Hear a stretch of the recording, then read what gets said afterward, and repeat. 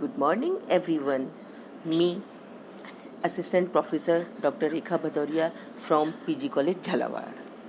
तो बच्चों, आज हम शुरू करेंगे धर्म की उत्पत्ति के सिद्धांत। इससे पहले हम धर्म का अर्थ, धर्म की विशेषताएं, इन सब चीज़ों को पढ़ चुके हैं और आज हमारा उसी का बचा हुआ टॉपिक है धर्म की उत्पत्ति के सिद्धांत, जिस पे आज हम चर्चा करने वाले हैं। तो चलो शुरू करते हैं बच्चों कि मनुष्य के मन में धर्म क्या है, ये जब हम पढ़ चुके तो मनुष्य का जो मन है वो कुछ न कुछ खोजने में लगा रहता है और उसके मन में बहुत सारे तरह तरह के प्रश्न उत्पन्न होते हैं।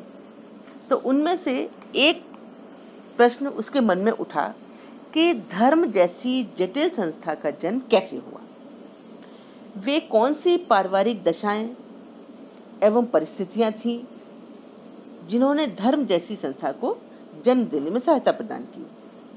इसके लिए अनेक मानव शास्त्रियों ने धर्म की उत्पत्ति को ज्ञात करने के लिए आदिम समाजों का अध्ययन प्रारंभ किया।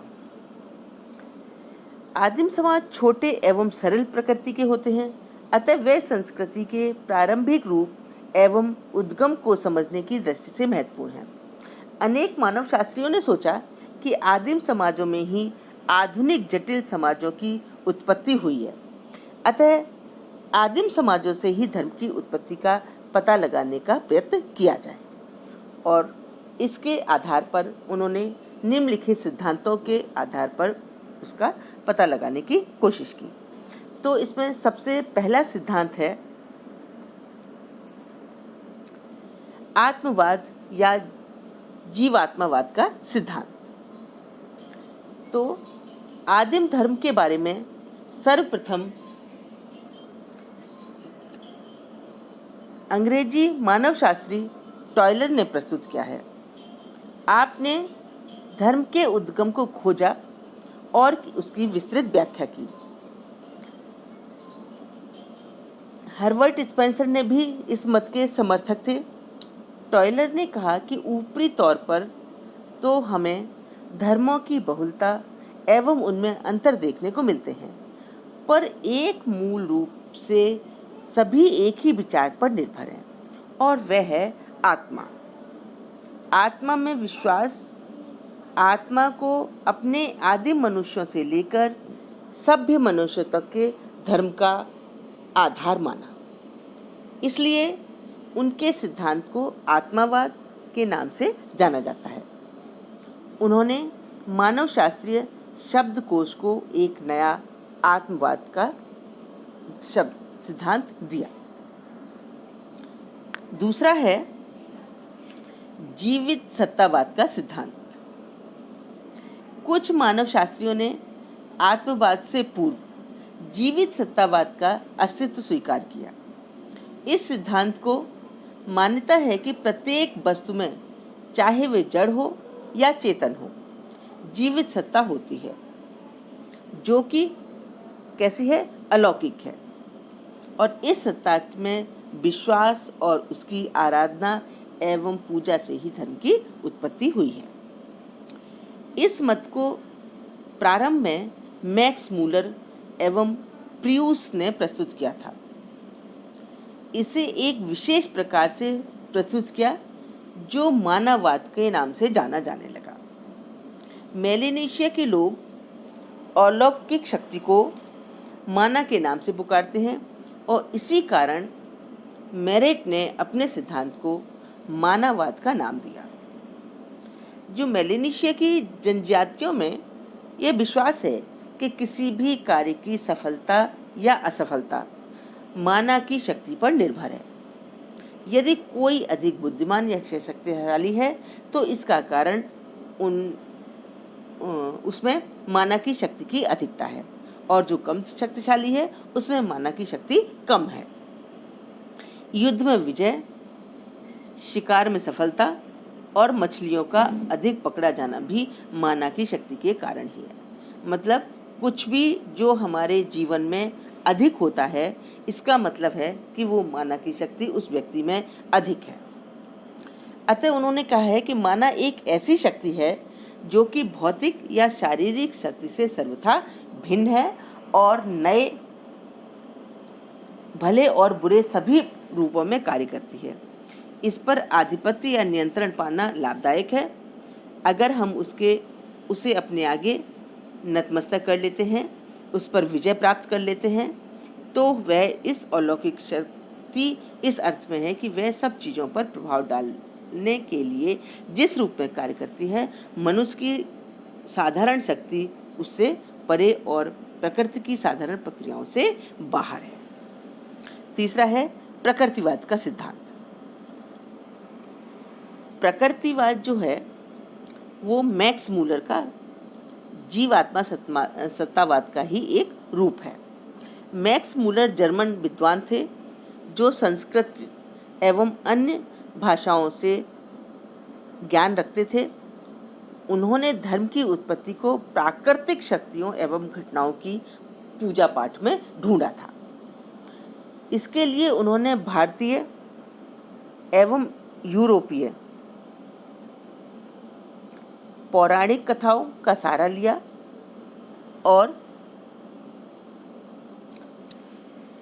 इस पौराणिक कथाओं में सौरमंडल और तारामंडल से संबंधित अनेक कथाएं जो कि आकाशीय पिंड को सजीव के रूप में चित्रित करती हैं। वेदों में भी सूर्य, चंद्र एवं तारों से संबंधित गाथाएं हैं, जिनको पढ़ने पर ज्ञात होता है कि जैसे ही जीवित प्राणियों की कथाएं हों, आदिम मानव प्रकृति और आकाशीय पिंडों से प्रभावित हुआ तथा उसमें उनके प्रति भय और प्रेम दोनों ही पैदा हुए और मैक्स मूलर के इस सिद्धांत को मिस्र एवं अन्य स्थानों पर होने वाली पुरातत्वीय खुदाइयों में से भी बल मिला। मिस्र में एक रा अर्थात सूर्य की सबसे बड़ा देवता माना गया है। भारत में भी सूर्य, चंद्र, वायु, अग्नि, वर्षा आदि प्राकृतिक वस्तुओं की पूजा की जाती है। प्राकृतिक शक्तियों से आदिम मानव के मन में भाव, प्रेम, आश्चर्य एवं आतंक की भावना पैदा हुई होगी जब उसने देखा कि वर्षा की अधिकता और कमी उसके लहलहाते खेतों को नष्ट कर देते हैं। हम देखते हैं कि हर चीज की अधिकता या उसकी कमी चीजों को नष्ट कर देती है। जैसे अधिक वर्षा होती है तो भी खेतों के लिए नुकसानदायक है और अगर कम वर्षा होती है तो सूखा पड़ जाता है। तो जब ऐसी ही समुद्री तूफान उसकी नाव को डुबो देता है तथा आंधी उसकी झोपड़ी को उड़ा ले जाती है, तो उसने सोचा होगा कि इस प्राकृतिक वस्तुओं में अवश्य ही कोई शक्तिशाली वस्तु निवास करती है जो इतनी शक्ति रखती है, तो इसका संचालन, नियंत्रण और निर्देशन करती है। अतः उसने इस प्राकृतिक वस्तुओं को जानदार समझा और प्राकृतिक वस्तुओं को जानदार समझना ऐसे रुग्ण मस्तिष्क की देन है जो सजीव और निर्जीव से भेद नहीं कर सकता है। मस्तिष्क की यह गलती त्रुटिपूर्ण भाषा के कारण पैदा हुई। जैसे अक्सर कहा जाता है कि सूर्योदय या सूर्यास्त हो रहा है, वर्षा हो रही है, पेड़ फल और फूल पैदा करते हैं, आंधी आ रही है। भाषा की त्रुटियों से यह विश्वास पैदा हुआ कि मानो सूर्य, वर्षा, आंधी और पेड़ों में कोई शक्ति निहित हो। शक्ति की असीम विशालता एवं शक्ति के सम्मुख जब मनुष्य नतमस्तक होता है तो धर्म का उद्गम होता है। अब नेक्स्ट है हमारा फ्रेजर का सिद्धांत। फ्रेजर का जो सिद्धांत है वो अंग्रेज मानव शास्त्रियों में स्कॉटलैंड निवासी फ्रेजर टॉयलर का उत्तराधिकारी था। आपने भी अपना धर्म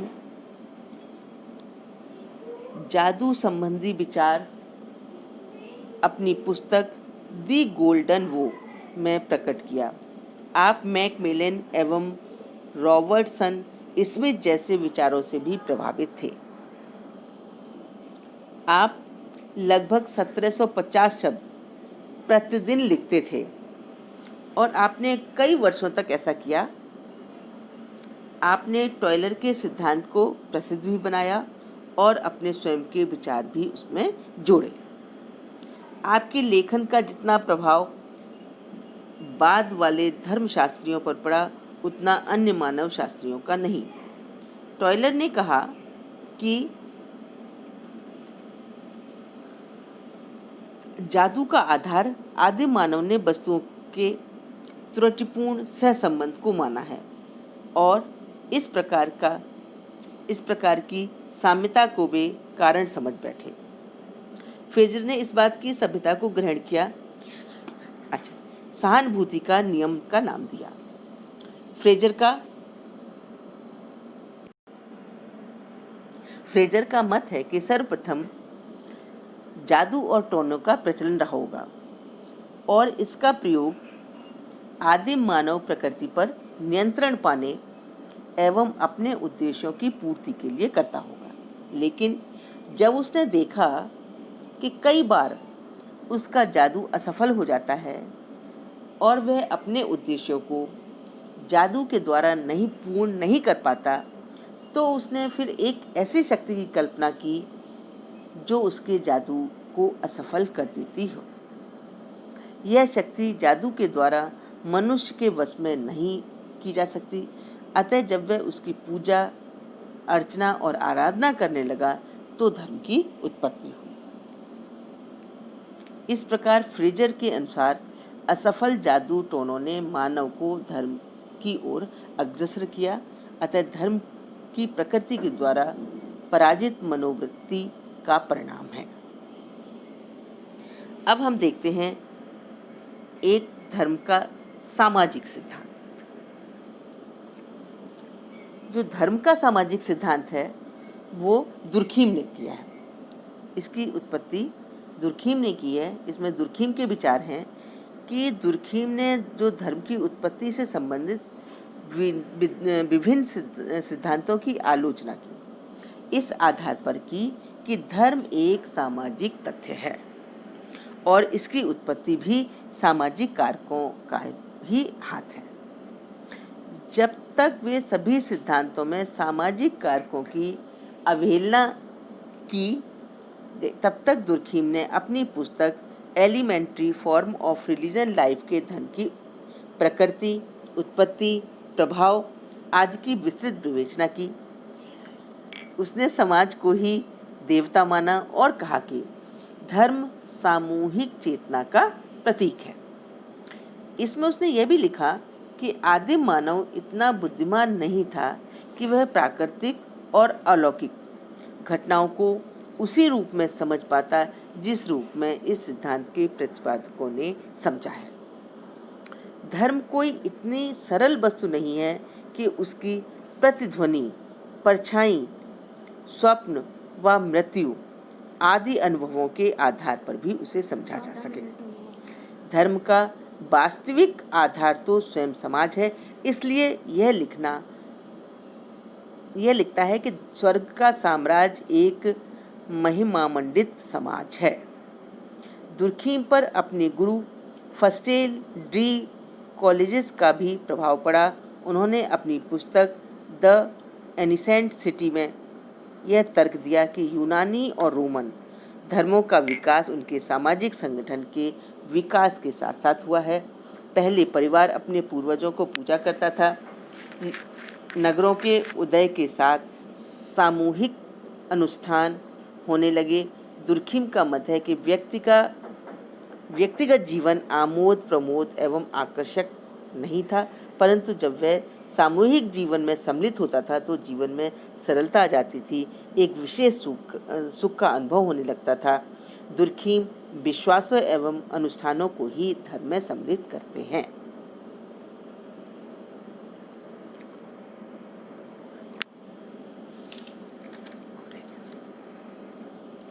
अब एक जो लास्ट उत्पत्ति का सिद्धांत है वो है प्रकारवादी सिद्धांत। इस सिद्धांत में संस्कृति की आवश्यकता एवं महत्व को प्रदर्शित करने के लिए प्रकारवाद का उदय हुआ। प्रकारवादियों का मत है कि संस्कृति का कोई भी तत्व व्यर्थ नहीं होता है, बल्कि समाज में उसका प्रचलन इसलिए होता है कि मानव या समाज की किसी न किसी आवश्यकता की पूर्ति करता है, और धर्म का अस्तित्व भी समाज में इसी कारण से है कि आवश्यकता की पूर्ति करता है, और धर्म भी समाज में इसीलिए आवश्यक है कि वह आदिम धर्म की प्रकारवादी व्याख्या की। मोलिनेस्की ने टोडीब्रांडा द्वीपवासियों पर उदाहरण प्रस्तुत करने के लिए कहा कि इन लोगों में धर्म कई संवेग और तनाव की स्थितियों से संबंधित है। जैसे वे लोग मछली मारने जाने से पहले कई धार्मिक एवं जादुई क्रियाएं करते हैं जिससे कि वह समुद्र उनके लिए बाधाएं उत्पन्न ना करे। इसी तरह से घृणा, लाभ, क्रोध, प्रेम आदि भी मनुष्य जीवन की विभिन्न स्थितियों से पैदा होने वाले इन परिस्थितियों में कई परेशानियों एवं तनाव उत्पन्न होते हैं। यदि वे एक लंबे समय तक चलते रहें तो मनुष्य की सभी क्रियाएं कुंठित हो जाएंगी। क्रियाशील व्यक्ति भी भावनात्मक विक्षिप्तता से अपना सामान्य जीवन व्यतीत नहीं कर पाएगा। धर्म ऐसी ही परिस्थितियों में अनुकूलन करने का साधन है और वह मानव मस्तिष्क को इन परेशानियों एवं चिंताओं से मुक्त करता है। अतः हम अपनी शक्ति से धर्म की शक्ति को जब अधिक मानते हैं तो हम कोई भी कार्य करने से पहले ऐसा समझते हैं कि हम उस शक्ति से पहले भगवान का आह्वान करें, कोई अनुष्ठान करें, पूजा पाठ करें, जिससे जो कार्य हम करने जा रहे हैं उसमें किसी तरह का जो व्यवधान है वो पैदा ना हो और हमारी शक्ति से अधिक उस शक्ति का साम्राज्य हो, जिससे वो हमारे उस कार्य को सफलतापूर्वक आगे बढ़ाएं और हमारा काम अधिक से अधिक आगे पूरा हो सके। इसलिए हम धर्म में विश्वास करते हैं जो हमारे समाज के लिए अति आवश्यक है, और वो उस परलौकिक शक्ति से संबंधित है जो हमारी शक्ति से बहुत ऊंचा है। धन्यवाद।